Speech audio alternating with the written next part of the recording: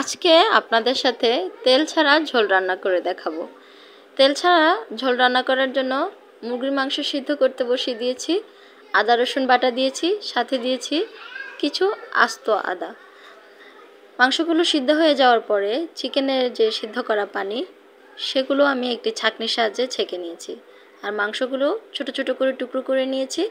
আর মাংস ছোট টুকরো করতে আমাকে সাহায্য করেছেন আমার হাজব্যান্ড।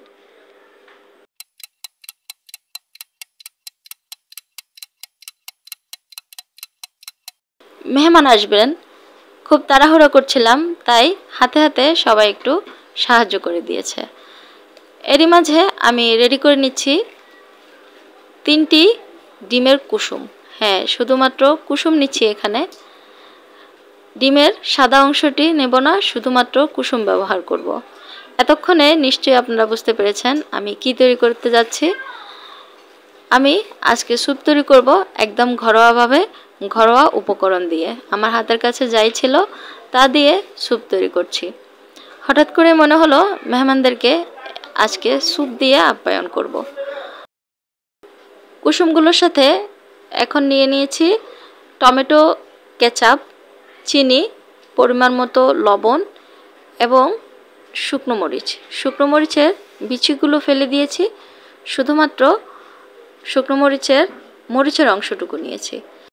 তারপর একটু মিক্স করে নিয়ে এতে দিয়ে দিচ্ছি গোলমরিচ গুঁড়া, কর্নফ্লাওয়ার এবং পানি। সবগুলো একসাথে ভালোভাবে মিক্স করে নিব যাতে কর্নফ্লাওয়ারের কোনো দলা বেঁধে না থাকে।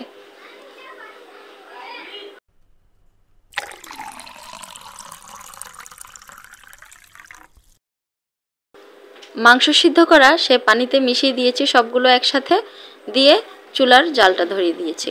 আর স্যুপের মধ্যে লেমন গ্রাস দিব। আমার বাগানের থেকে লেমন গ্রাস এনে কেটে নিয়েছি।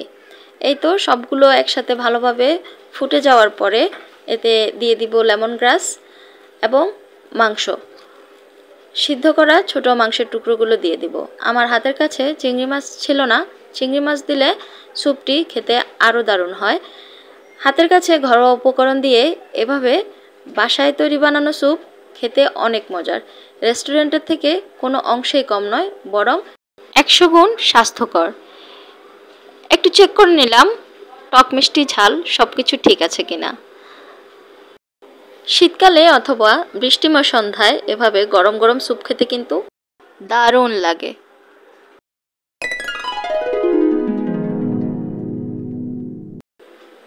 এভাবে বাসায় স্যুপ তৈরি করে আপনারাও খাবেন পরিবারের সকলকে নিয়ে। আশা করছি আজকের ভিডিও আপনাদের কাছে ভালো লেগেছে। ভালো লেগে থাকলে please like, comment and share করে দিবেন।